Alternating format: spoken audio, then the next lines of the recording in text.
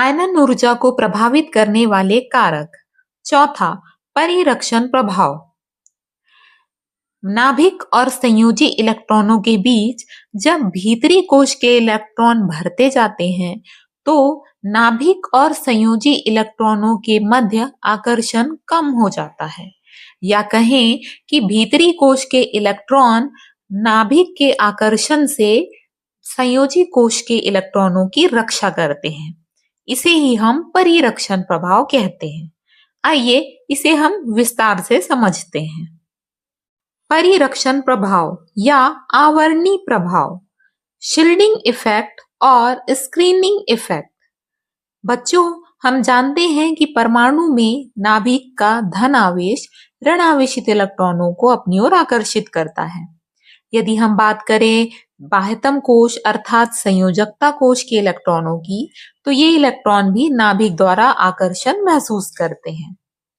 लेकिन संयोजकता कोश के इलेक्ट्रॉन अपने से भीतरी कोश के इलेक्ट्रॉनों द्वारा प्रतिकर्षण महसूस करते हैं। इस प्रकार नाभिक द्वारा लगने वाला नाभिकीय आकर्षण बल भीतरी कोश के इलेक्ट्रॉनों द्वारा लगने वाले प्रतिकर्षण बल से संतुलित रहता है तथा इस लगने वाले नाभिकीय आकर्षण बल के विरुद्ध कार्य करता है। इसे ही परिरक्षण प्रभाव कहते हैं।